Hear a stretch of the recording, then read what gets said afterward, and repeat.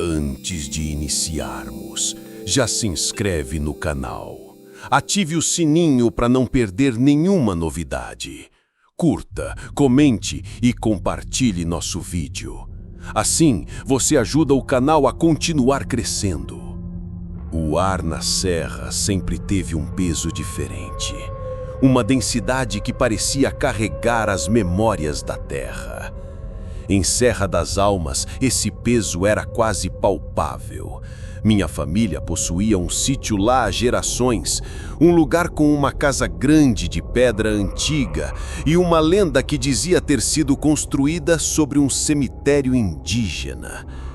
Eu sempre ri das histórias, mas depois do que aconteceu com o senhor Horácio, comecei a duvidar de tudo. Horácio era o caseiro, um homem magro, de poucas palavras, com olhos que pareciam ter visto demais. Ele cuidava do sítio havia mais de 20 anos, desde que eu era criança. Ninguém sabia muito sobre sua vida antes de Serra das Almas e ele nunca falava. Morava em uma pequena casa nos fundos, perto do celeiro velho, e sua presença era quase um sussurro no vento. Os primeiros sinais foram sutis. Horácio começou a emagrecer ainda mais, e a pele, que já era pálida, ganhou um tom acinzentado. Seus olhos, antes apenas distantes, agora carregavam uma sombra de terror. Quando lhe perguntávamos se estava bem, ele apenas balançava a cabeça, murmurando algo sobre a presença, ou as sombras na varanda. Achávamos que era o cansaço, a idade. Certa noite, de lua nova, meu pai e eu fomos ao sítio para uma inspeção de rotina. Chegamos tarde e a escuridão da serra era quase absoluta. Apenas a luz da nossa caminhonete furava o breu. Ao nos aproximarmos da casa principal, notamos algo estranho. Todas as luzes estavam acesas e a porta da frente estava escancarada. Que estranho, meu pai comentou. Horácio sempre tranca tudo à noite. Descemos do carro e, ao pisarmos na varanda de pedra, o frio nos atingiu. Não era o frio habitual da noite na serra. Era um frio que parecia vir de dentro, um arrepio que subia pela espinha, o cheiro de terra molhada e algo mais, algo indefinível pairava no ar. Chamamos por Horácio, mas não houve resposta. Entramos na casa, as tábuas do assoalho rangendo sob nossos pés e o silêncio era tão denso que parecia sugar o som. Tudo estava em ordem, mas com uma sensação de desolação, como se a vida tivesse sido drenada do lugar. Foi então que ouvimos um som arrastado vindo da cozinha. Meu pai sacou a lanterna e apontou para o corredor. O feixe de luz revelou Horácio. Ele estava parado no meio da cozinha, de costas para nós, e parecia estar limpando. Havia uma mancha escura no chão, mas ele não usava pano ou vassoura. Seus dedos, longos e ossudos, estavam raspando o chão de pedra. Horácio, o que está fazendo aqui? Meu pai perguntou, a voz um pouco mais alta do que o normal. Ele não se virou, continuou raspando o chão e foi então que notei um detalhe macabro. A mancha que ele tentava limpar não era sujeira, era sangue, escuro, quase seco, mas inequivocamente sangue, e Horácio estava com as mãos cobertas por ele. Horácio, vire-se! Meu pai insistiu e sua voz agora carregava um tom de comando. Lentamente o caseiro girou, e o que vimos me assombra até hoje. Seus olhos estavam vazios, dilatados, sem qualquer sinal de reconhecimento. A boca estava entreaberta em um sorriso forçado, revelando dentes que pareciam mais longos, mais afiados. Mas o que mais me chocou foi o rosto. Não era o rosto de Horácio. Parecia uma máscara de pele esticada sobre algo que não era humano. A pele estava cinzenta, quase azulada, e havia rachaduras finas que pareciam teias de aranha. E então ele começou a sussurrar. Não eram palavras, mas uma ladainha em uma língua que eu nunca ouvi, um som gutural e arrastado que parecia vir debaixo da terra. O cheiro na cozinha se intensificou. Um odor de putrefação misturado com o de terra molhada. Meu pai, que sempre foi um homem racional e corajoso, deu um passo para trás, seu rosto pálido. "Vamos sair daqui", ele murmurou, puxando-me pelo braço. Recuamos lentamente, os olhos fixos em Horácio, que continuava a raspar o chão, sua cantilena estranha preenchendo a cozinha. Quando chegamos à porta da frente, meu pai fechou-a com um baque surdo e corremos para a caminhonete. Não olhamos para trás até estarmos na estrada principal. A casa na serra se tornando um ponto minúsculo na escuridão. Meu pai dirigia em silêncio, suas mãos apertando o volante com tanta força que os nós dos dedos estavam brancos. No dia seguinte, meu pai ligou para a polícia. Quando eles chegaram ao sítio, não encontraram Horácio. A casa estava vazia, a porta fechada, e não havia qualquer sinal do sangue na cozinha. Nenhuma mancha, nenhum odor. Era como se tivéssemos sonhado tudo. Mas nós sabíamos o que tínhamos visto. E a ausência de Horácio, a forma como ele desapareceu sem deixar vestígios, só confirmou o que temíamos. Nunca mais soubemos do Sr. Horácio. Acreditou-se que ele simplesmente fugiu, talvez com problemas mentais, mas eu sei o que eu vi nos olhos dele, naquele rosto que não era o dele. Eu sei que o que estava na cozinha naquela noite não era o Horácio que conhecíamos. Era algo mais antigo, algo que a terra de Serra das Almas guardava e que finalmente havia reivindicado seu caseiro. O sítio foi vendido alguns meses depois. Nenhum de minha família conseguiu pisar lá novamente sem sentir um arrepio na espinha e sem imaginar a sombra arrastada na varanda de pedra e o sussurro macabro de uma língua esquecida. Às vezes à noite, quando o vento uiva de um jeito específico, quase como uma cantilena, eu me pergunto se a presença ainda está lá, esperando por um novo guardião. E se o Sr. Horácio, em algum lugar, ainda está raspando o chão, tentando limpar uma mancha que jamais sairá.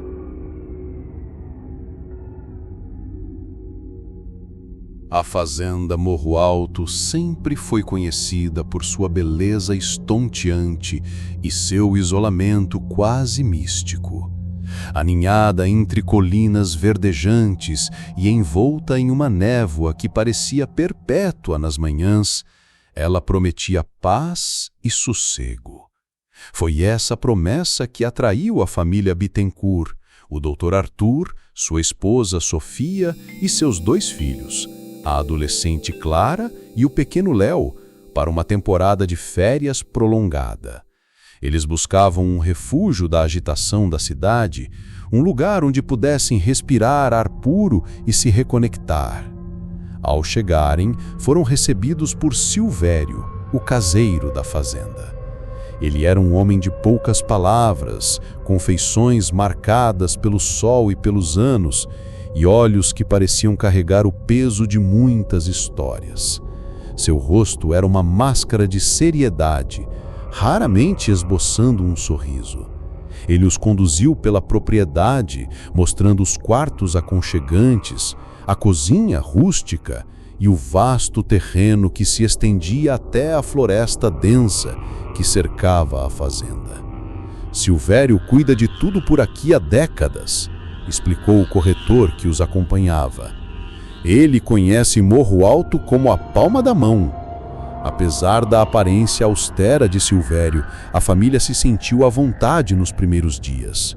O ar puro e a paisagem deslumbrante eram exatamente o que eles precisavam.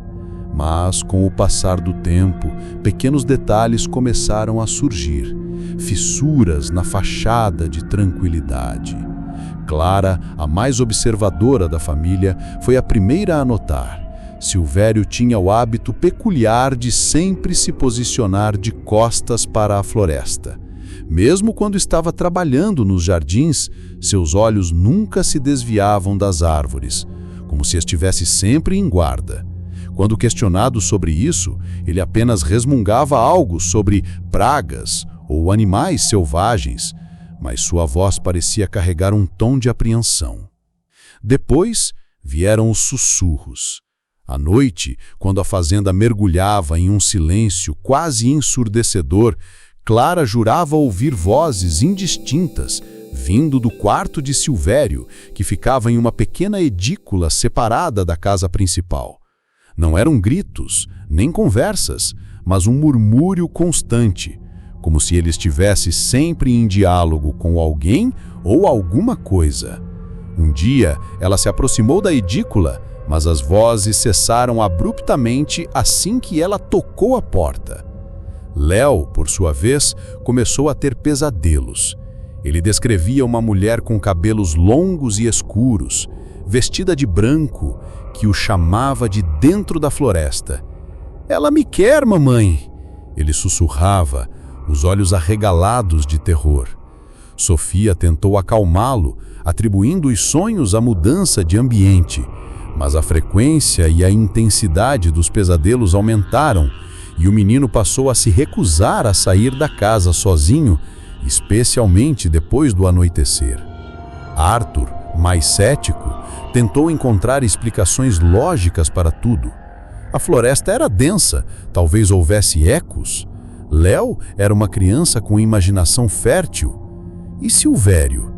Bom, ele era um homem velho e recluso. No entanto, uma noite, ele foi acordado por um som estranho vindo do andar de baixo. Era um arrastar, um som pesado e constante. Ele desceu, pronto para investigar, e encontrou Silvério na sala de estar, sentado em uma cadeira de balanço, balançando-se lentamente. A cadeira rangia a cada movimento, criando o som que o havia despertado. No colo de Silvério havia um livro antigo, de capa de couro puída, que ele folheava com uma devoção quase doentia. Ao ver Arthur, Silvério fechou o livro abruptamente e o escondeu sob sua capa, seus olhos fixos e frios. "Problemas, Dr. Arthur?" Ele perguntou, sua voz arranhada. "Não, Silvério, só ouvi um barulho e vim ver", Arthur respondeu, sentindo um arrepio na espinha. Silvério apenas assentiu e retomou seu balanço, os olhos agora fixos em um ponto distante da parede. Arthur se retirou, a imagem do livro antigo e dos olhos gélidos de Silvério gravada em sua mente. A atmosfera na fazenda se tornou densa, pesada. O ar fresco da montanha parecia agora carregado de uma presença invisível. As risadas das crianças diminuíram, substituídas por sussurros e olhares apreensivos. Clara e Léo evitavam Silvério sempre que podiam, e até mesmo Arthur e Sofia sentiam uma crescente sensação de desconforto em sua presença. Certa tarde, Clara e Léo brincavam perto da borda da floresta, um local que lhes fora proibido por Silvério. Eles estavam procurando por uma bola que havia rolado para dentro da mata. Léo, com sua curiosidade infantil, escorregou e caiu em uma pequena depressão no chão, revelando algo semi-enterrado. Era um pedaço de osso. Ele chamou Clara, que com um galho desenterrou mais alguns. Não eram ossos de animais. Eram pequenos. Pareciam ser de dedos humanos. Apavorados, eles correram de volta para casa e contaram aos pais o que haviam encontrado. Arthur e Sofia, inicialmente céticos, foram até o local, e ao verem os ossos, o terror os atingiu. Não havia dúvida. Eram restos humanos. Arthur confrontou Silvério. A princípio, o caseiro negou tudo, com a mesma impassividade de sempre. Mas Arthur insistiu, mostrando os ossos. Foi então que a máscara de Silvério rachou. Seus olhos, antes frios, se encheram de uma dor antiga e um medo profundo. Eles estão lá, Dr. Arthur, ele sussurrou, apontando para a floresta. Eles não me deixam ir. Ela não me deixa ir. Os 4 se entreolharam, confusos. Quem não te deixa ir, Silvério? Sofia perguntou, sua voz trêmula. Silvério se encolheu, como se estivesse sendo atingido por um vento invisível. A mulher de branco, a que mora nas árvores. Ela pegou minha família e me fez prometer que cuidaria da fazenda, que a manteria viva para ela voltar. Ele contou uma história que gelou o sangue dos Bittencourt. Anos atrás, sua esposa e filhos haviam desaparecido na floresta. Ele os procurou incansavelmente, mas nunca encontrou sequer um vestígio. Naquela noite, a figura pálida e etérea de uma mulher de branco apareceu para ele, prometendo que se ele permanecesse na fazenda e a mantivesse viva, sua família um dia retornaria. Desde então, ele viveu uma existência de servidão a essa entidade, alimentando-a, sem saber exatamente com o quê, mantendo as terras intocadas e o ciclo perpétuo de uma colheita que nunca parecia terminar. Os ossos eram de forasteiros, que, como os Bittencourt, haviam se aventurado em Morro Alto e se tornado parte da terra, parte do sustento da mulher de branco. Ela vem quando a fazenda está sozinha por muito tempo. Ela vem e leva as almas. Eu tenho que ter certeza de que há sempre alguém aqui. Eu não queria que vocês viessem, mas ela me forçou. Naquele instante, um grito agudo e aterrorizante ecoou de dentro da casa. Era Léo. Os 4 correram para dentro. Encontraram Léo encolhido no chão da sala de estar, apontando para a janela. Fora, entre as árvores da floresta, uma figura alta e esguia se materializava na névoa, vestida inteiramente de branco. Seus cabelos negros esvoaçavam ao vento e seus olhos, mesmo à distância, pareciam brilhar com uma luz antinatural. A mulher de branco. O terror tomou conta da família. Eles sabiam que tinham que sair dali, imediatamente. Arthur correu para o carro, pegou as chaves e Sofia agarrou os filhos, enquanto Silvério, paralisado pelo medo, permanecia na sala, murmurando pedidos de desculpa. Quando Arthur ligou o carro, o motor engasgou e morreu. Ele tentou novamente e novamente. O carro não ligava. A mulher de branco começou a se mover, deslizando lentamente para fora da floresta, em direção à casa. Desesperado, Arthur correu de volta para casa. Vamos para o celeiro. Lá deve ter algum equipamento, um trator, qualquer coisa. Eles correram, o som dos passos da mulher de branco se aproximando. O celeiro era duro e empoeirado, cheio de ferramentas antigas e um cheiro de mofo. Arthur tentava ligar um trator velho, mas o motor não respondia. A mulher de branco já estava na porta da casa, sua figura fantasmagórica preenchendo a moldura.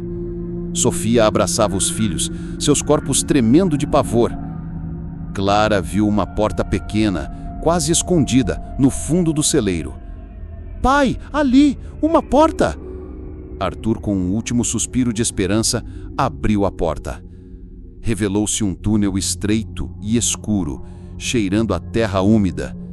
Era uma passagem secreta, provavelmente usada em tempos antigos. "Vão, rápido!" ele ordenou. "Eu vou tentar atrasá-la." Silvério, que os havia seguido até o celeiro, se adiantou. Seus olhos, antes cheios de medo, agora exibiam uma determinação sombria. "Vão, eu os atraso. Eu devo isso a vocês." Ele se tornou para a porta do celeiro, seus passos hesitantes, mas firmes. A mulher de branco já estava entrando, sua figura emanando um frio intenso que podia ser sentido em todo o celeiro. Silvério parou diante dela, erguendo as mãos vazias, um sacrifício involuntário. "Você não os levará!" ele gritou, sua voz surpreendentemente forte. A mulher de branco parou e um gemido agudo e inumano escapou de seus lábios. Parecia uma mistura de dor e fúria. Sua figura começou a se contorcer e a névoa ao seu redor engrossou, envolvendo Silvério. A família Bittencourt não olhou para trás. Eles rastejaram pelo túnel escuro, o som dos gritos de Silvério e o uivado da mulher de branco ecoando atrás deles. O túnel parecia não ter fim, mas a cada rastejo eles se sentiam mais longe daquele horror. Quando finalmente emergiram na floresta, longe da fazenda Morro Alto, o sol já estava nascendo. O ar da manhã parecia diferente, mais leve. Eles correram sem parar, sem olhar para trás, até que alcançarem a estrada principal e conseguirem ajuda. A fazenda Morro Alto nunca mais foi habitada.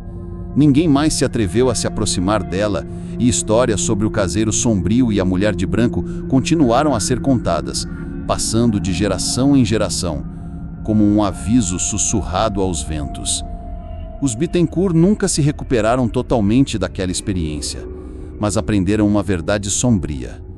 Alguns lugares são melhores se deixados em paz, e algumas promessas são amarras que prendem mais do que se pode imaginar.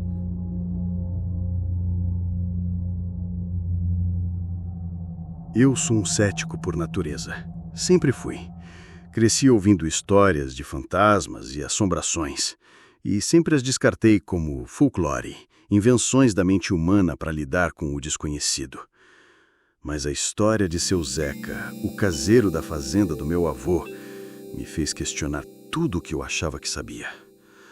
Não é uma história sobre uma aparição clássica, mas sobre algo muito mais insidioso, algo que se infiltra na sua mente e te corrói por dentro.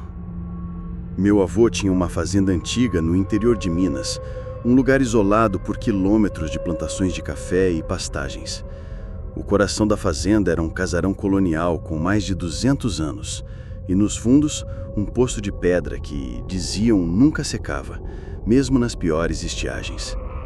Seu Zeca era o caseiro, um homem quieto, com a pele curtida pelo sol e os olhos azuis claros que pareciam ver muito além do que estava à sua frente. Ele morava lá com sua esposa, Dona Cida, uma mulher de fé inabalável. Os problemas começaram com o gado. Animais sadios começaram a definhar inexplicavelmente, seus corpos secando como se a vida tivesse sido sugada deles. Não havia doença conhecida. Os veterinários estavam perplexos. Meu avô, um homem prático, começou a ficar irritado, atribuindo a perda ao descuido de seu Zeca. Seu Zeca, por sua vez, começou a ficar obcecado com o poço. Passava horas à beira dele, olhando para a água escura. Seus olhos, antes calmos, agora carregavam uma inquietação constante. Ele dizia que o poço estava falando com ele, que ouvia sussurros vindo do fundo. Dona Cida, preocupada, tentou tirá-lo dali, mas ele se recusava. Eles estão me chamando, Cida. Estão pedindo por mim. Em uma das minhas visitas à fazenda, notei a mudança drástica em seu Zeca. Ele estava magro, as maçãs do rosto proeminentes, e um tremor sutil percorria seu corpo. O cheiro de terra molhada e mofo parecia impregnar suas roupas. Uma tarde, enquanto eu lia na varanga, vi seu Zeca arrastando um bode morto até o poço. Eu o chamei, mas ele não respondeu. Vi-o jogar o animal para dentro. "O que você está fazendo, seu Zeca?" gritei, me aproximando. Ele se virou e o que vi me deu um frio na espinha. Seus olhos não eram os de seu Zeca. Eram vazios, como 2 buracos negros no rosto. E havia um sorriso lento e arrastado que não chegava aos olhos. Um sorriso de pura satisfação. "Eles precisam, menino. Estão famintos", ele murmurou, a voz rouca e gutural, diferente da sua voz habitual. Eles esperaram muito tempo. Pensei que ele havia enlouquecido. Chamei meu avô e juntos conseguimos tirá-lo dali e levá-lo para casa. Dona Cida estava em lágrimas, rezando baixinho. Seu Zeca alternava entre momentos de lucidez, onde pedia ajuda e parecia ter medo de si mesmo, e momentos de transe, onde murmurava sobre as vozes, a sede e os ossos. A situação piorou. O gado continuava a morrer, e então começaram a sumir objetos da casa. Uma faca de cozinha, algumas joias antigas da minha avó, pequenas coisas, mas o suficiente para levantar uma bandeira vermelha. Uma noite, eu estava dormindo profundamente quando fui acordado por um grito lancinante. Era a Dona Cida. Corremos para fora, meu avô com a espingarda na mão. A luz da lua iluminava a cena mais horrível que já vi. Seu Zeca estava de joelhos ao lado do poço. Em suas mãos, ele segurava um cesto de palha, e dentro dele não eram legumes ou frutas, mas ossos. Ossos humanos, de tamanhos variados, brancos e secos, reluzindo sob a luz lunar. Ele estava retirando os ossos do poço, e enquanto os tirava, murmurava uma melodia estranha, quase um lamento, em uma língua que eu nunca havia ouvido. Dona Cida estava em choque, apontando para o poço, chorando e gritando. O sacrifício, ele ia me jogar lá, ele ia me dar para eles. Meu avô, pálido, com a espingarda tremendo nas mãos, não hesitou. Ele atirou para o alto, tentando assustar seu Zeca. O som do tiro ecoou pela noite. Seu Zeca parou, seus olhos vazios se voltaram para nós. A melodia cessou e, no seu lugar, um rosnado baixo e gutural emergiu de sua garganta. Ele se levantou lentamente, os ossos em suas mãos, e começou a andar em nossa direção. Não era seu Zeca. Era algo mais, algo que se movia com uma estranha fluidez, quase deslizando sobre o chão. O cheiro de terra e mofo estava mais forte, misturado agora com o odor de algo putrefato, algo muito antigo. Meu avô, apesar do choque, era um homem de ação. Ele correu para seu Zeca e o agarrou tentando derrubá-lo. Foi uma luta brutal. Seu Zeca, magro que era, tinha uma força assustadora. Ele rosnava e tentava morder, seus olhos fixos em meu avô com uma fúria desumana. Finalmente, com a ajuda de um dos peões que havia sido acordado pelo tiro, conseguimos amarrar seu Zeca e levá-lo para um quarto trancado. A polícia foi chamada. Quando chegaram, levaram seu Zeca para um hospital psiquiátrico, onde foi diagnosticado com uma psicose severa. Nunca mais saiu dali. Os ossos do poço foram investigados. Eram de várias pessoas, de épocas diferentes, muitos deles com marcas que indicavam sacrifícios antigos. O poço da fazenda do meu avô era, na verdade, um local de rituais há séculos, um local que havia sido esquecido, mas não pelo que vivia nas profundezas.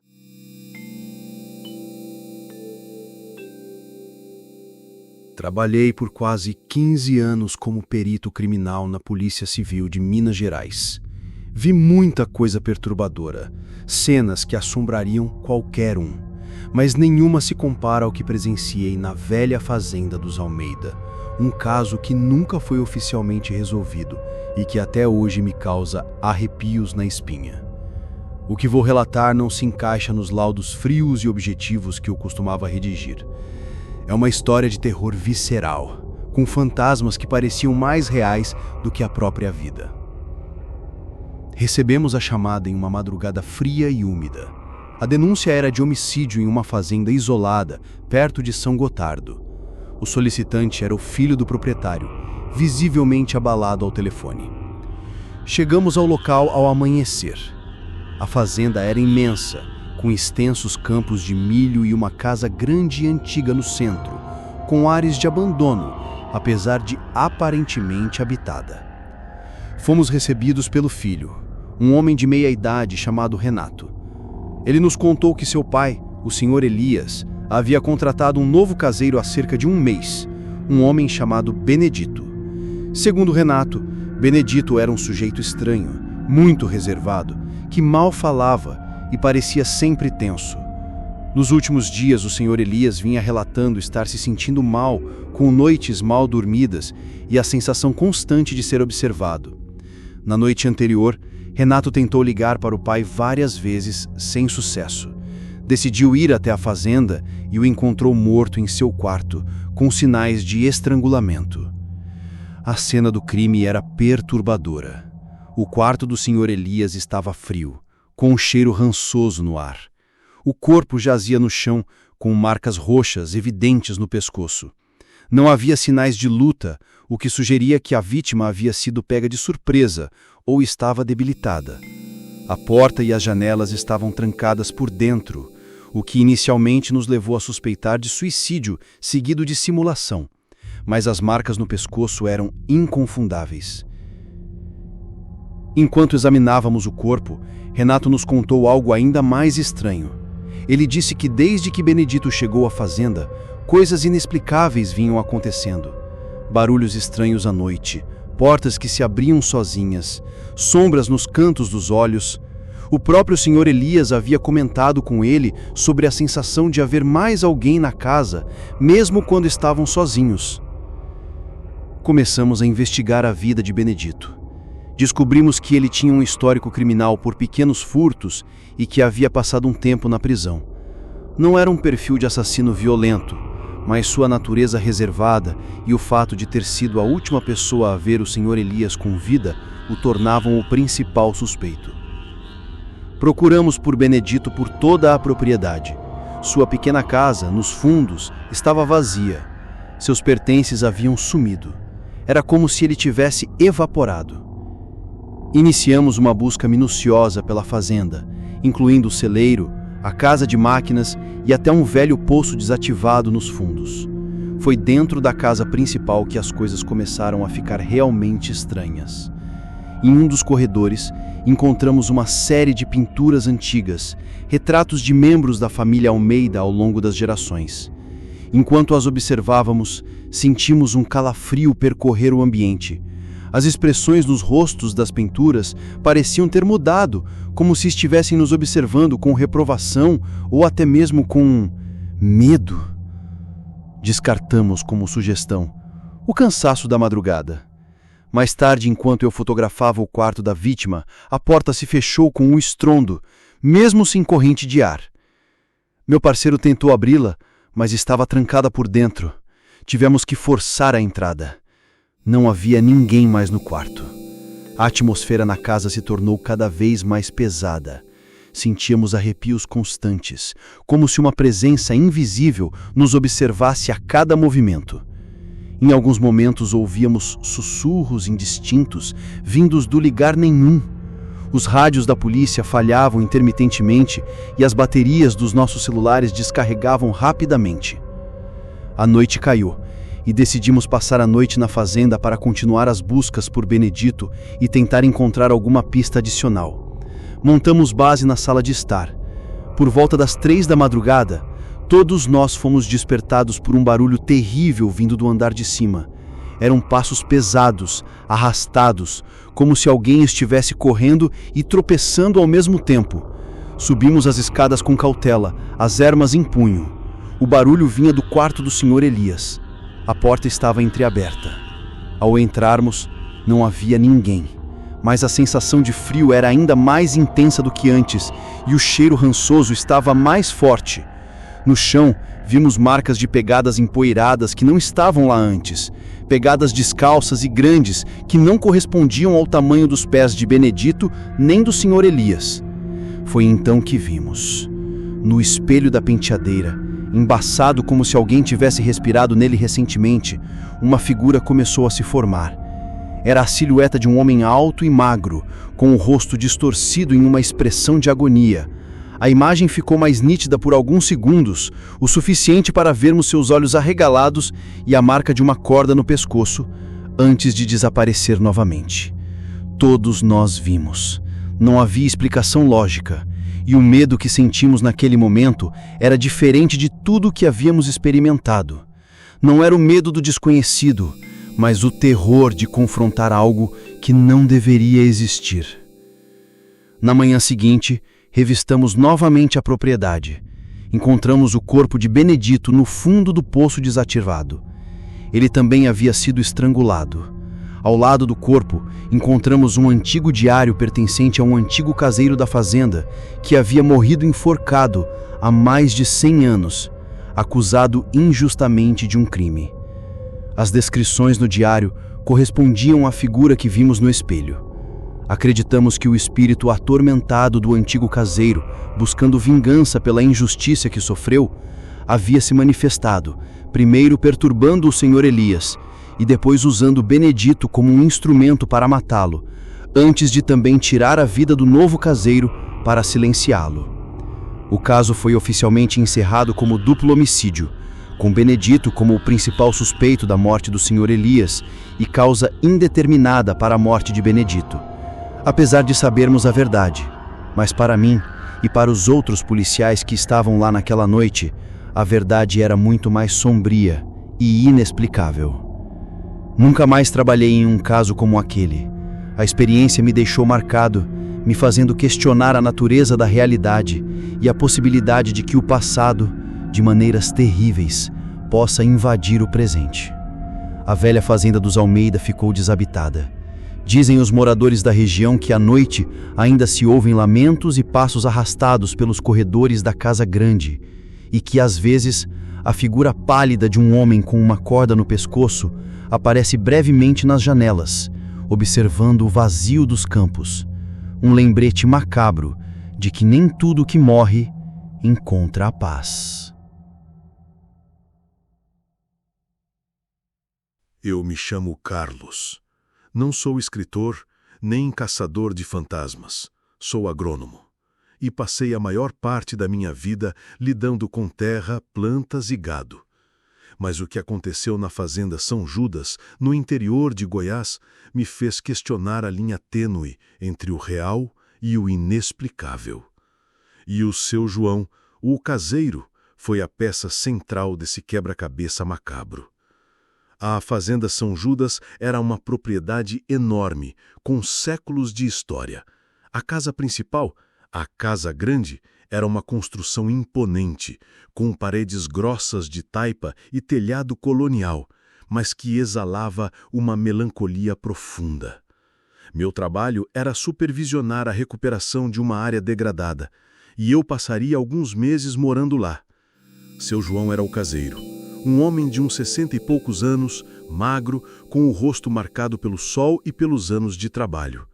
Seus olhos, no entanto, eram o que mais me chamava a atenção. Eram profundos, quase negros, e pareciam carregar um peso imenso. Ele vivia em uma pequena casa nos fundos, com sua esposa, Dona Maria, uma senhora doce e religiosa. Nos primeiros dias tudo parecia normal, exceto pela quietude quase sepulcral da fazenda. Seu João era de poucas palavras, mas Dona Maria, com sua simpatia, me contou algumas das lendas locais. A mais famosa era a da noiva fantasma.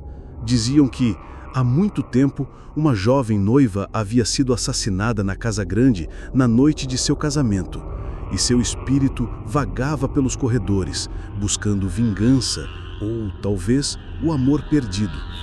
Ela se manifestava com um perfume de flor de laranjeira, um lamento distante e, às vezes, a visão de um vulto branco. Eu, claro, ouvi com um sorriso cético. Os barulhos estranhos começaram na segunda semana. No início, eram apenas rangidos e estalos, comuns em casas antigas, mas logo evoluíram. Passos arrastados no andar de cima, mesmo quando eu sabia que estava sozinho.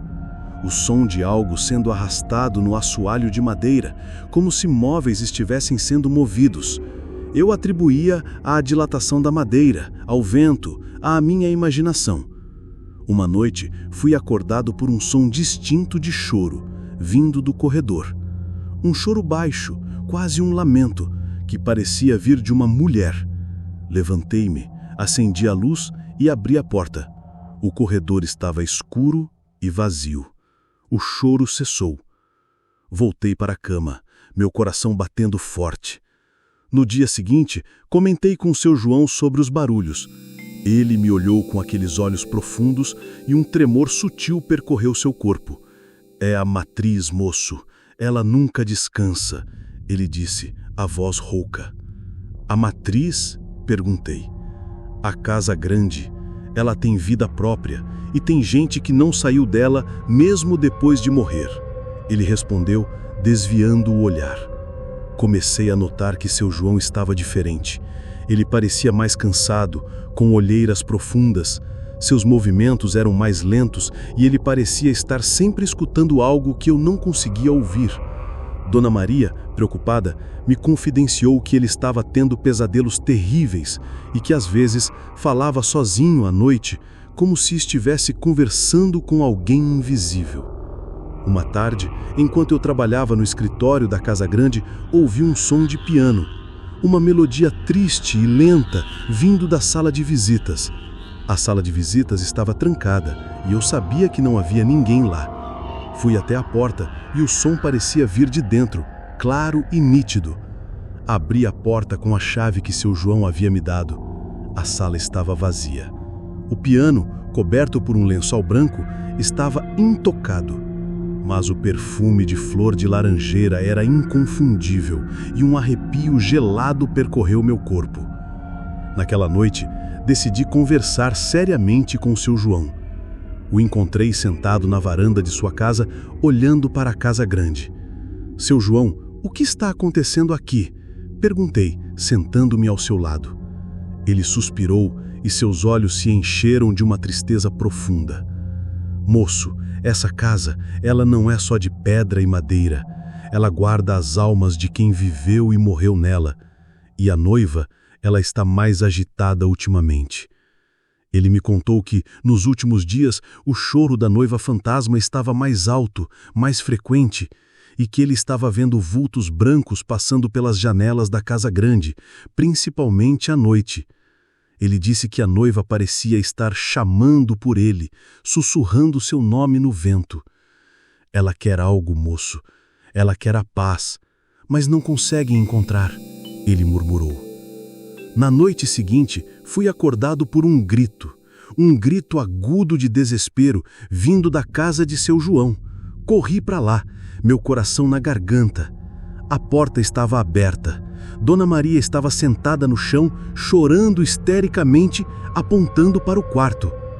Ele foi com ela! Ela levou ele! Ela soluçava. Entrei no quarto. A janela estava escancarada. Seu João havia sumido. Não havia sinais de luta, apenas um bilhete amassado na cama.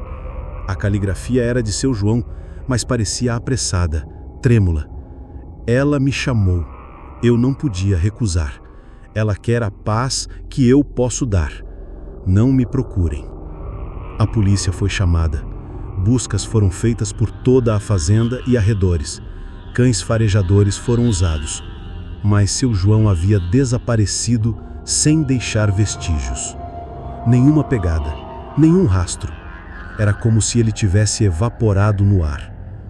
O caso foi arquivado como desaparecimento, com a hipótese de que seu João, em um surto psicótico, havia fugido para a mata. Mas eu sabia. Dona Maria sabia. Depois daquilo, não consegui mais ficar na fazenda São Judas. A cada rangido da Casa Grande, a cada sussurro do vento, eu sentia a presença da noiva fantasma.